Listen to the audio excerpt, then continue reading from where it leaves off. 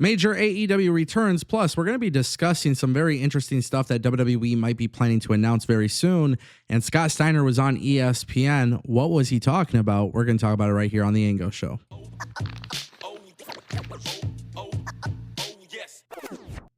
All right, guys. So I want to kick things off with Scott Steiner because, as I said, he was on ESPN. And this kind of stuff always makes me excited for the future of professional wrestling.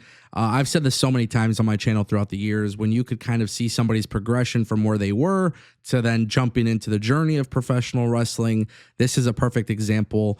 Thanks to the internet, thanks to interviews like this, we're kind of able to find out what the plans are. ESPN caught up with Scott Steiner on the sidelines, and he was basically talking about his son's athletic career. And Scott Steiner did confirm that after football, his son will get into the business of professional wrestling. And this is really, really huge because, as you guys know, Scott Steiner's nephew is currently in the WWE. He goes by the name of Bron Breakker. And this guy is a beast, right? Bron Breakker is an absolute beast. So what makes it even more exciting is the fact that there could be another Steiner who gets involved in the WWE. And for the WWE, it just makes a lot of sense, right? This is very common for the WWE to bring in somebody who is the son or nephew of one of their professional athletes from before. And WWE loves these second and third generation types of athletes. Obviously, they are given a little bit of a head start. They're given a little bit more opportunity because of their name. But when somebody is an athletic freak, WWE, you know, they love what they're doing because they have a whole process that is set up for it. So this is one of those scenarios where we know that there will be interest from WWE. Obviously, WWE has done this countless times. And WWE loves people with an athletic background, especially those who come from football or collegiate sports. So this is one of those scenarios where I definitely see Scott Steiner's son getting involved in the world of WWE. And then obviously it will be up to him to see, you know, where his career goes. Obviously, we haven't seen this guy wrestle. We don't know what this kid is capable of, but we do know that he's an athlete. We know that he plays college football, and we know that he's relatively good at it. So the fact that ESPN went on the sideline asking Scott Steiner about this, it's really cool. And I look forward to seeing what happens because, again, you know, there's stories of people trying to get in the business and they don't necessarily pan out. And that's one of the reasons why I love NXT, because there's so many people that can make it onto NXT television, but it doesn't necessarily mean that they will translate well to the main roster. So, you know, now we know kind of what the plan is. We'll see how good this plan works, and who knows what happens. With that being said, we're going to turn our attention to our next story. WWE is planning to make announcements, but this one is one that is exciting because WWE has discussed the possibility of bringing Mexico City, bringing a PLE to Mexico City, which we haven't seen at all.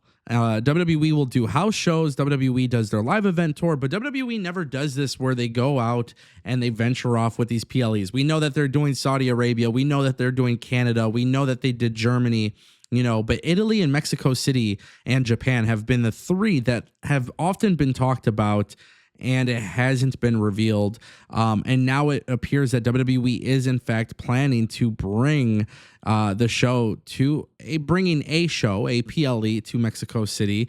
This was confirmed by Dave Meltzer after the WWE EVP Chris Legentil was talking about their PLE expansion plans.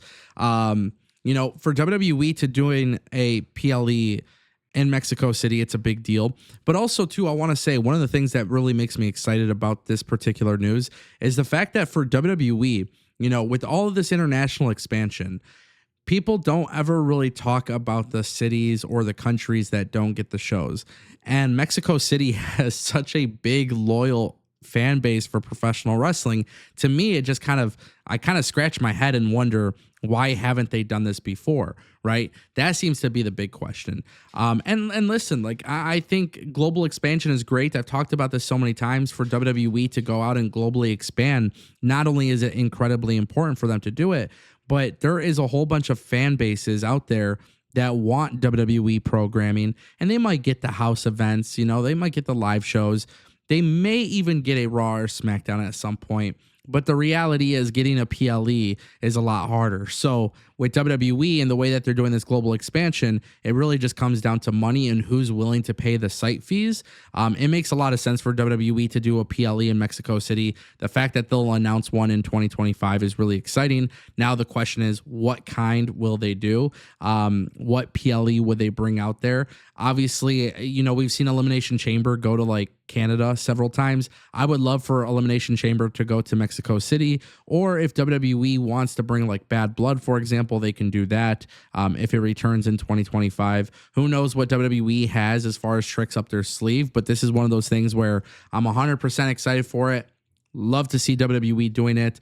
I want to see more wrestling companies go international. The reality is WWE is probably the most capable and most ready to do it. They obviously are just selling tickets at a rapid rate, I should say. So obviously a lot of excitement there. We'll see what gets announced, what pay-per-view, PLE, whatever you want to call it, whatever it is, we'll see what gets revealed. And that brings us to ROH Final Battle. Bandito returned to the company, but not only did Bandito return to the company, Nigel McGuinness returned to the company in ROH.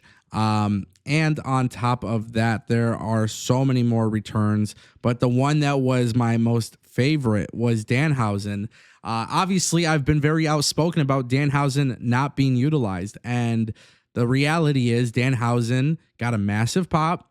Danhausen sells a lot of merch, and whether you think he's good or bad, utilizing him in the mid-card is good for business. And the fact that he came out there was really huge. One thing I will say, and I will probably talk about this more on a video for more Ango, but Bandito came back, got involved in a feud with Chris Jericho. He did a missile drop kick off the top turnbuckle. Looks like he got concussed. Something happened. It was a train wreck of a return, to be honest, which is very unfortunate because I'm a massive, massive fan of Bandito. But I thought ROH Final Battle was actually relatively good of a show. So for me personally, when I see this kind of stuff, like I think immediately, hey, you got to have a better plan. And I don't know what Tony Khan's plan is for ROH. I think I have a lot of suggestions that can make ROH a lot better of a product. But Final Battle was a really good show. Hammerstein Ballroom was perfect. These returns are great.